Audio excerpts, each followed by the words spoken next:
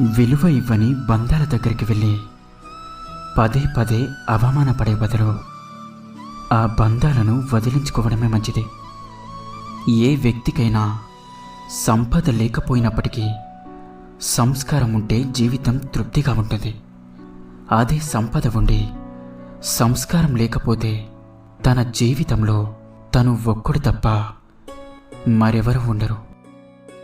మీకు ఉన్నదానిని నిర్లక్ష్యం చేస్తూ లేని దానికై ఆరాటపడుతూ ఉన్నంతకాలం మీరు ఎప్పటికీ సంతోషంగా ఉండలేరు.